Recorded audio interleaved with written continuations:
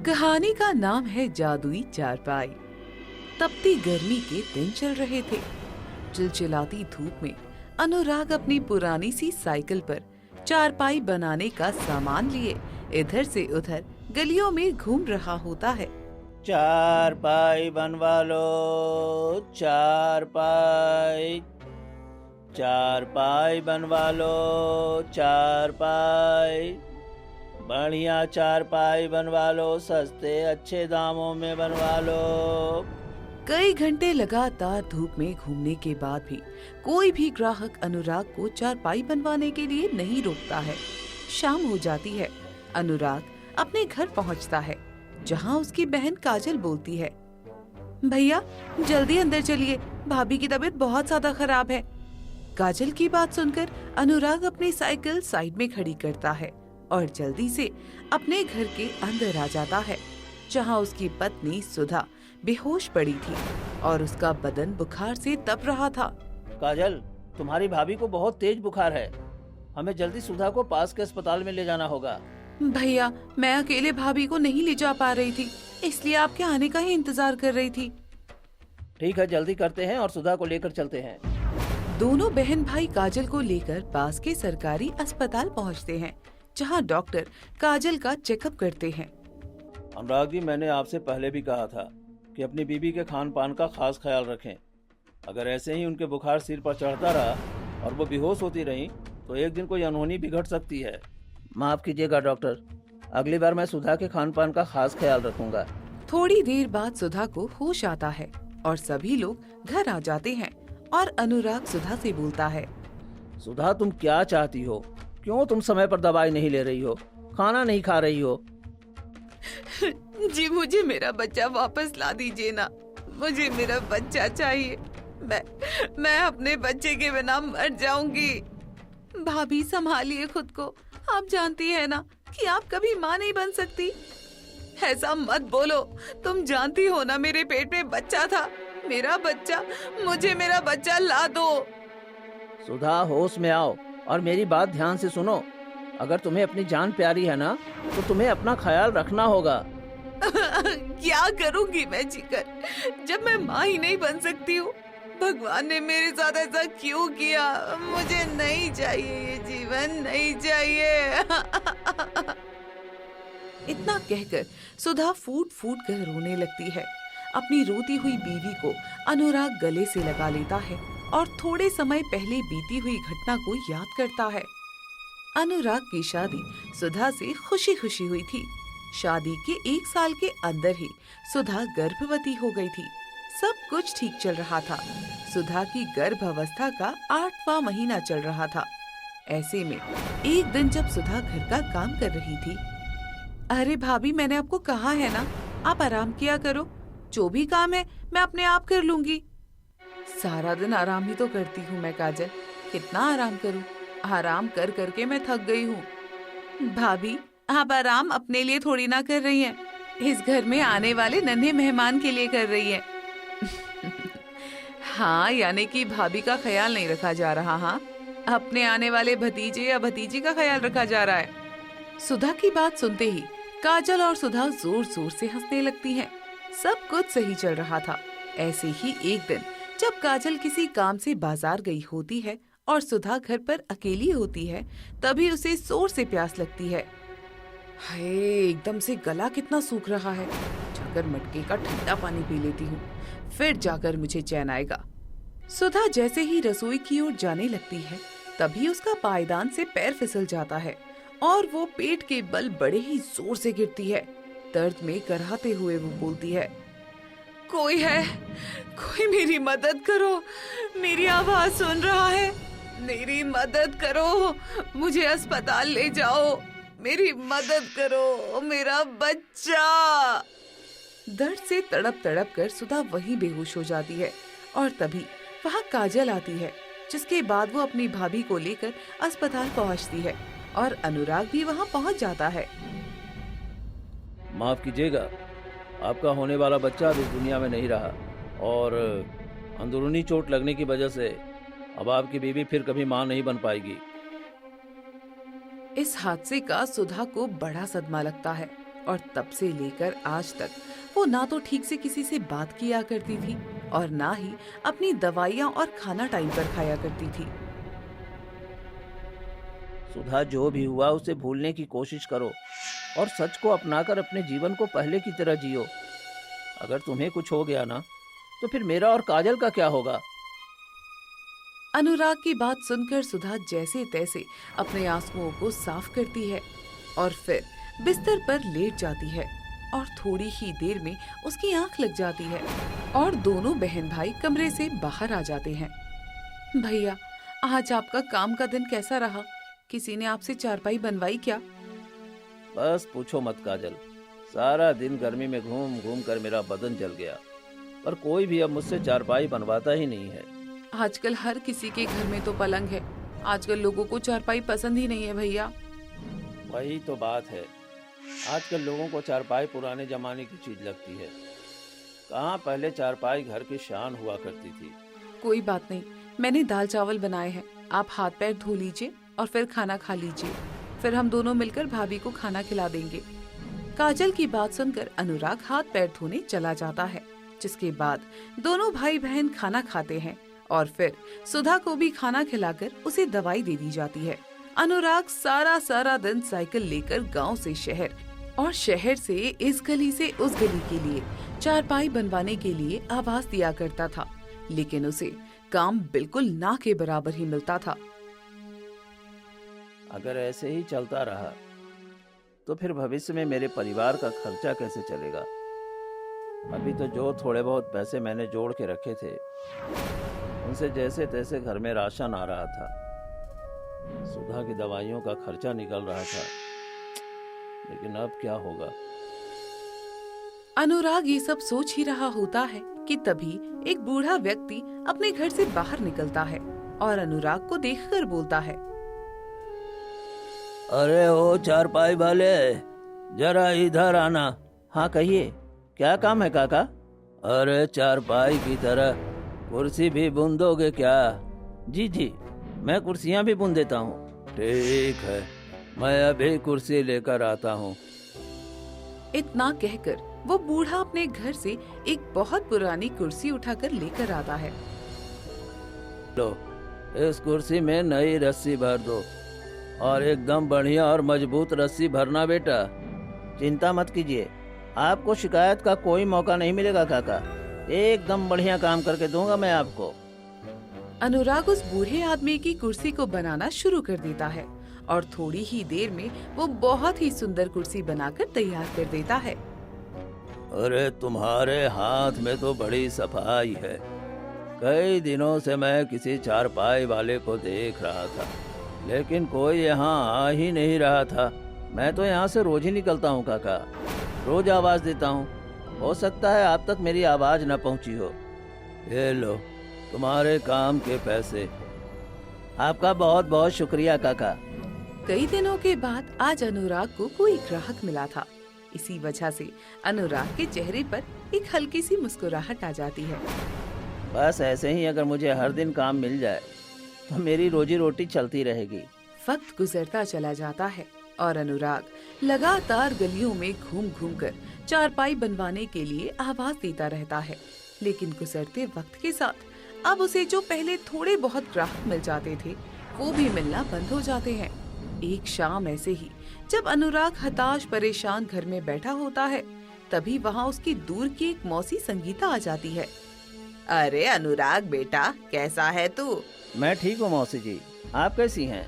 मैं तो ठीक हूँ बेटा, पर तेरा चेहरा कुछ और ही बता रहा है कि तू बहुत परेशान है। अरे मौसी, अब आपसे क्या छुपाना। आप तो जानती हैं कि मैं हूँ अंगूठा छाप। पढ़ना लिखना मुझे आता नहीं। पिताजी से जो चारपाई बनाने का काम सीखा था उसी के बलबूते पर घर का आटा दलिया चल रहा था, लेकिन अब चारपाई बनाने का काम भी तो ठप हो गया है। अच्छा ये बात है। अब आप ही बताइए ना, घर चलाने के लिए मैं क्या करूं? चारपाई बनाने के अलावा मुझे तो कुछ करना भी नहीं आता। अरे तो तू एक काम करना, अपने मौसा जी के साथ शहर चला जा। वो वहाँ पर अपने साथ तुझे काम पर लगा लेंगे।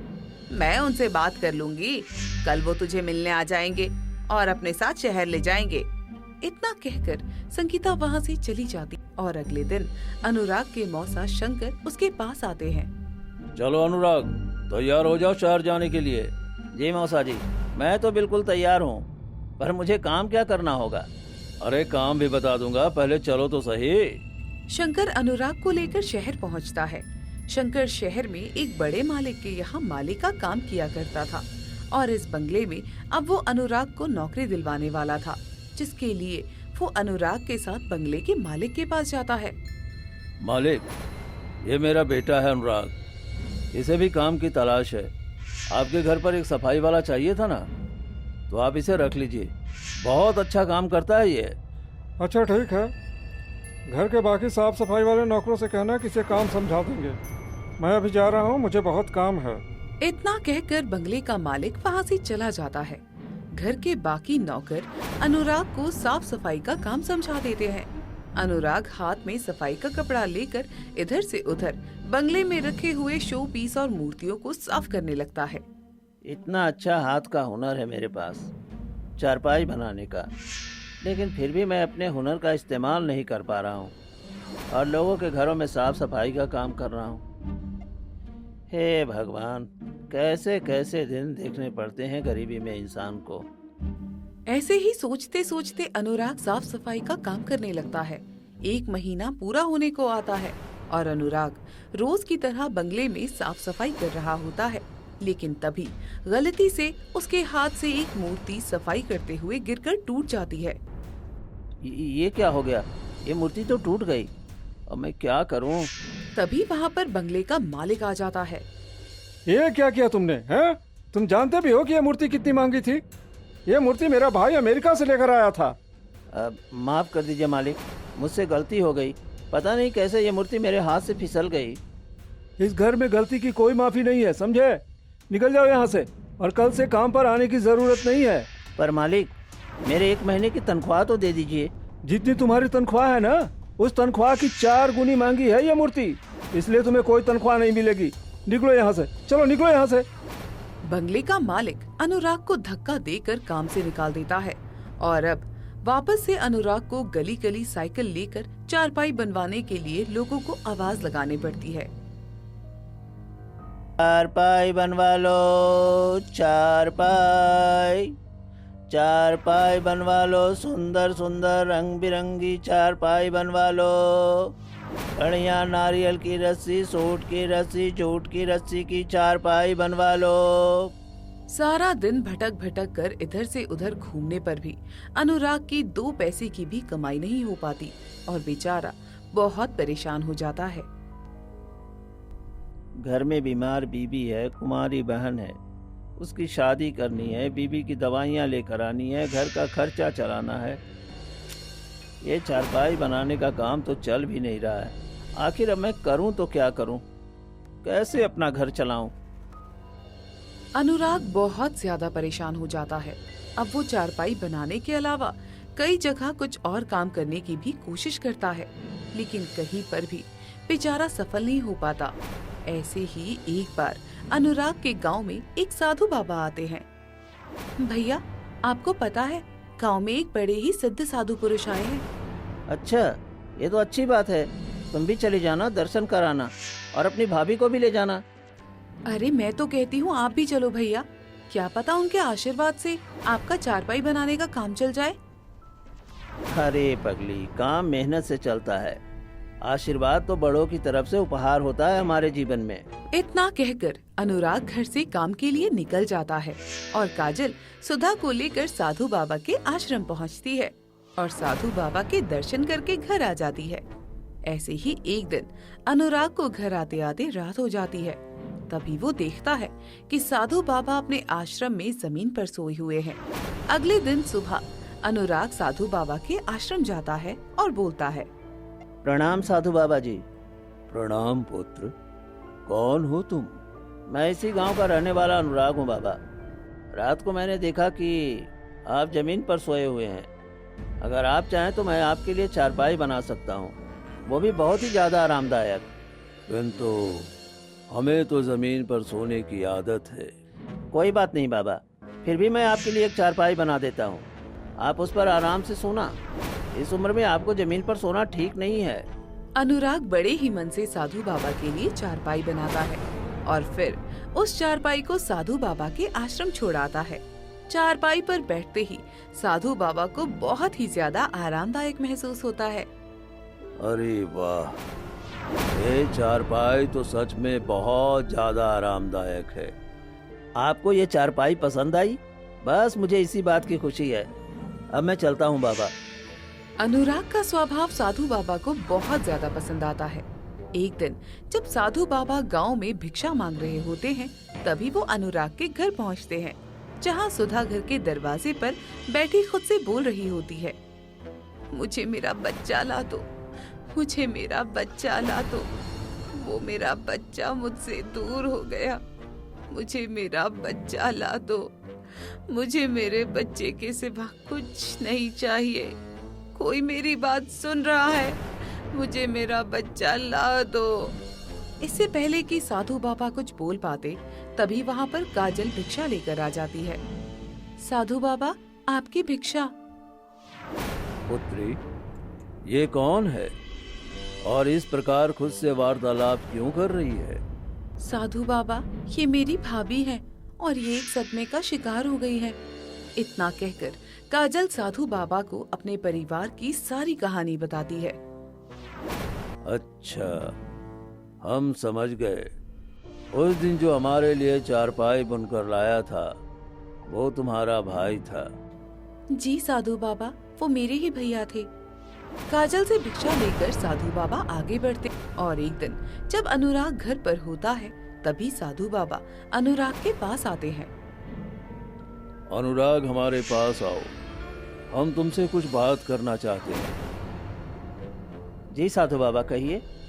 यदि आपको मुझसे कोई काम था तो आप मुझे आश्रम बुला लेते। आपने यहाँ तक आने की तकलीफ क्यों की? हम तुम्हारे स्वभाव से बहुत प्रसन्न हैं और तुम्हारी परिस्थितियों को देखकर दुखी भी हैं। कोई बात नहीं बाबा, जब ईश्वर ने जीवन में कष्ट लिखा है तो अपने हिस्से का कष्ट तो मुझे ही झेलना पड़ेगा। किंतु ईश्वर ने हर कष्ट का निवारण भी लिखा है पुत्र, और आज मैं तुम्हारे कष्ट का निवारण लेकर आया हूँ। तभी साधु बाबा अपने कंधे पर टंगे हुए झोले में से एक छोटी सी चारपाई निकालते हैं और उस चारपाई को अनुराग के हाथ में रख देते हैं। अरे, इतनी छोटी चारपाई तो मैंने पहले कभी नहीं देखी। ये आपको कहाँ से मिली साधु बाबा? क्या ये कोई खिलौना है? नहीं अनुराग, ये कोई खिलौना नहीं है, बल्कि ये एक जादुई चारपाई है। जादुई चारपाई? हाँ, जादुई चारपाई। इस चारपाई पर जो भी बीमार व्यक्ति लेटेगा तो उसकी बीमारी मिट जाएगी। कंगाल व्यक्ति लेटेगा और कुछ मांगेगा तो उसकी कंगाली मिट जाएगी।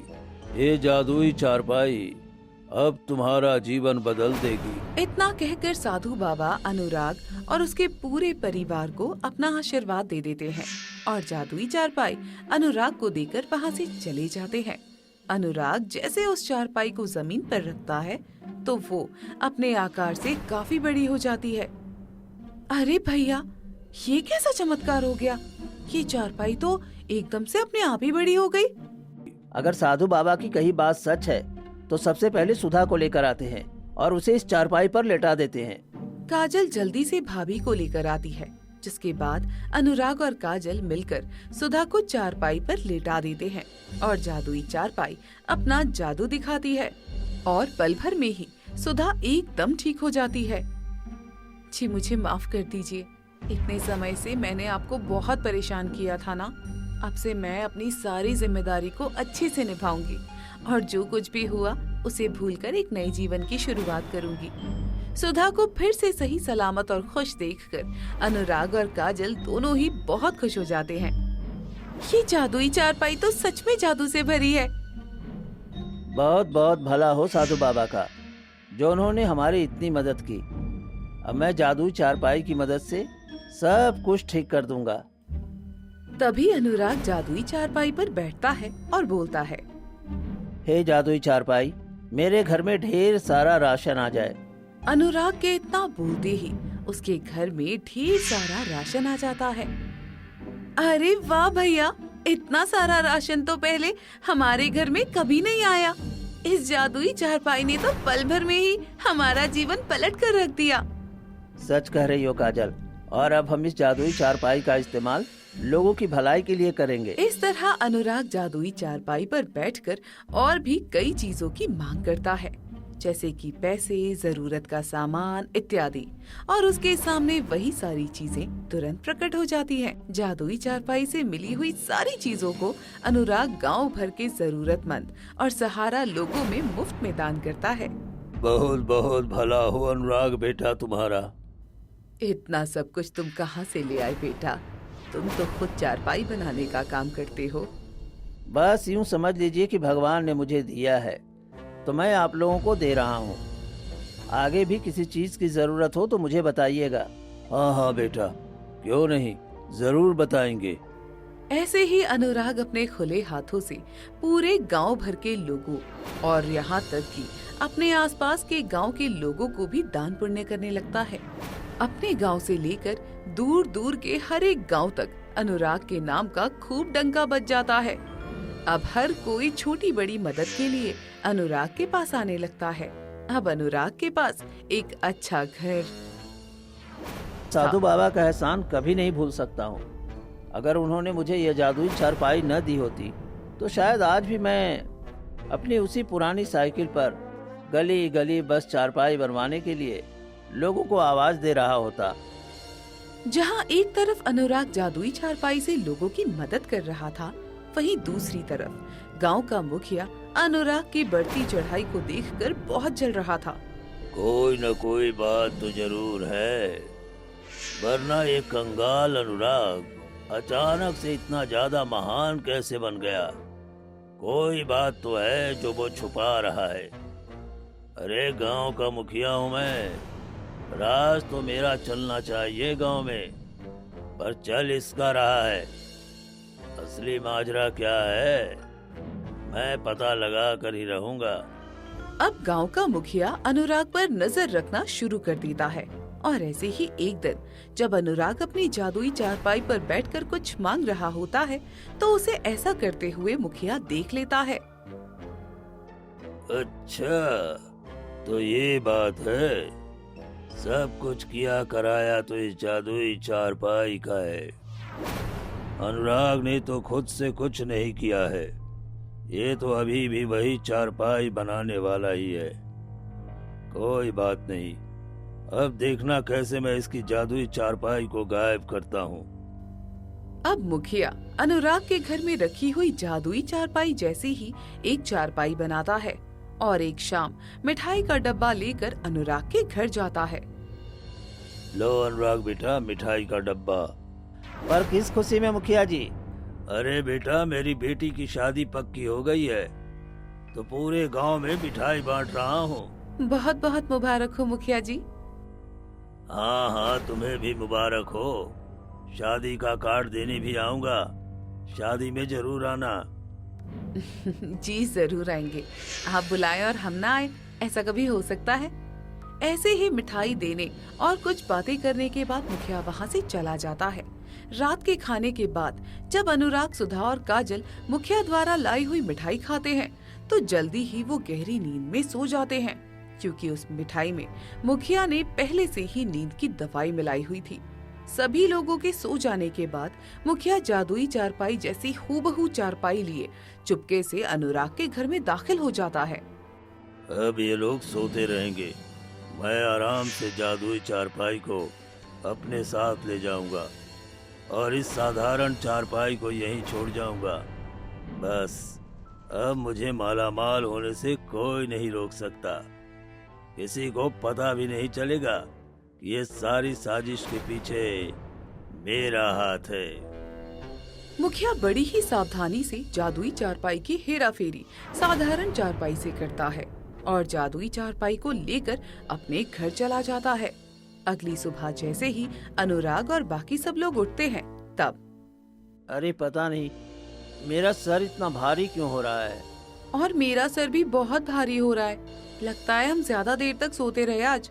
कोई बात नहीं, मैं सबके लिए चाय नाश्ता बनाती हूँ, फिर सब ठीक हो जाएगा।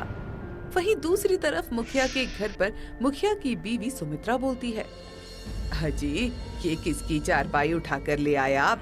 अरे मेरी धर्मपत्नी, ये कोई आम चारपाई नहीं, जादुई चारपाई है।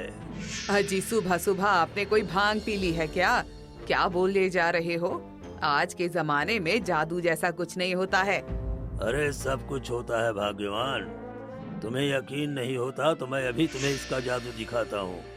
इतना कहकर मुखिया चारपाई पर बैठता है और बड़ी ही खुशी से बोलता है, ए जादुई चारपाई, जल्दी से मुझे ढेर सारे सोने के सिक्के दे दो। मुखिया के इतना बोलते ही जादुई चारपाई उसे ढेर सारे सोने के सिक्के प्रकट कर देती है। अजी ये तो कमाल हो गया, आपका कहा तो सच निकला, ये चारपाई तो सच में जादुई है। तभी तो लेकर आया हूँ भाग्यवान।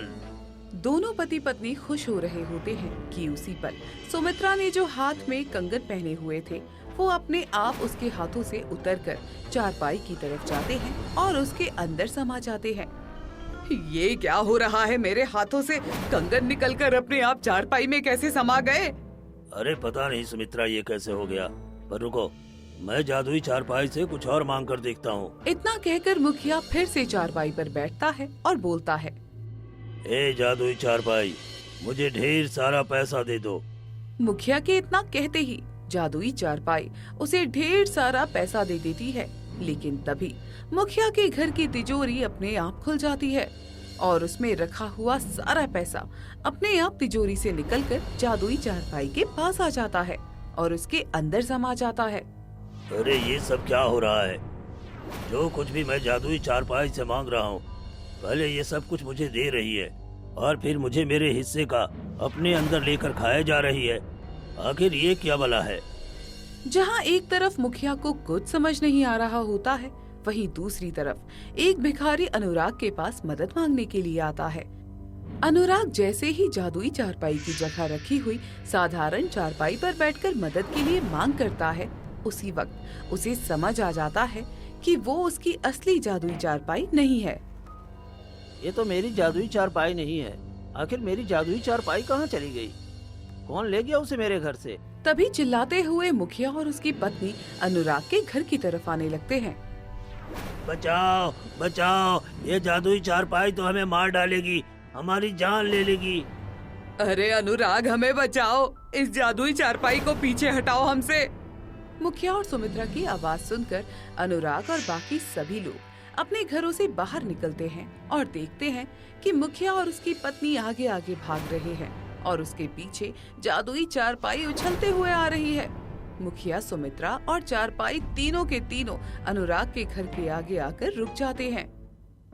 मुझे माफ कर दो, मैंने कल जो मिठाई तुम्हें दी थी उसमें नींद की दवाई मिलाई हुई थी। रात को तुम सब जब गहरी नींद में सोए हुए थे तो मैं तुम्हारे घर से जादुई चारपाई चुरा कर ले गया था और वो साधारण चारपाई उसकी जगह पर छोड़ गया था। अरे लेकिन इस जादुई चारपाई ने तो हमें छठी का दूध याद दिला दिया। जो कुछ भी हमारे पास था वो सब कुछ इसने खा लिया और अब ये हमारी जान की दुश्मन बनी पड़ी है। अरे इसे हमसे दूर करो अनुराग, हम तुमसे अपने किए की माफी मांगते हैं। सुमित्रा और मुखिया की बात सुनकर अनुराग उसे चारपाई पर हाथ लगाता है और अनुराग के छूते ही चारपाई एकदम शांत हो जाती है। इसीलिए कहते हैं मुखिया जी कि लालच नहीं करना चाहिए। लालच एक बुरी बला है और हर बुरी बला का नतीजा बुरा ही होता है। मुझे सब कुछ समझ में आ गया, इस जादुई चारपाई का जादू भी और अपनी गलती भी। आज के बाद हम किसी के साथ कोई छल नहीं करेंगे। इतना कहकर मुखिया और सुमित्रा वहाँ से चले जाते हैं और अब अनुराग की जादुई चारपाई के बारे में पूरे गांव भर के लोगों को पता चल जाता है। तभी वहाँ पर साधु बाबा भी आ जाते हैं। जो कुछ भी यहाँ हो रहा था, हमने अपने दिव्य दृष्टि से वो सब कुछ देख लिया है। जी साधु महाराज, और अब मेरी आपसे विनती है कि आप इस जादुई चारपाई को अब अपने साथ ले जाइए। पर क्यों भैया? अगर जादुई चारपाई नहीं रहेगी तो फिर हम सबकी मदद कैसे करेंगे? अब मदद करने के लिए मेरे पास बहुत कुछ है। मेरे पास इतना धन है कि मैं कोई व्यापार शुरू कर सकूं और मेहनत के बलबूते पर लोगों की मेहनत कर सकूं। बिल्कुल। आखिर कब तक हम ऐसे ही जादुई चारपाई पर निर्भर रहेंगे? जब हम खुद मेहनत करेंगे तो फिर हमारी मेहनत का फल तो हमें मिलेगा ही ना। शाबाश अनुराग, बहुत ही अच्छा फैसला किया है तुमने। इसलिए मैंने तुम्हें ये जादुई चारपाई दी थी ताकि तुम इतने काबिल बन सको कि बाद में अपने जैसे 100 लोगों की मदद करने से भी तुम पीछे ना हटो। इतना कहकर साधु बाबा चारपाई पर अपना हाथ रखते हैं और चारपाई वापस से बिल्कुल छोटी सी बन जाती है, जिसे साधु बाबा अपने झोले में डालते हैं और वहाँ से चले जाते हैं। इस तरह जादुई चारपाई से अनुराग का जीवन संवर जाता है और मुखिया जैसे लालची लोगों को एक करारा सबक मिल जाता है। आने वाले समय में अनुराग अपनी मेहनत से कमाए हुए पैसों से जरूरतमंद लोगों की मदद करता रहता है।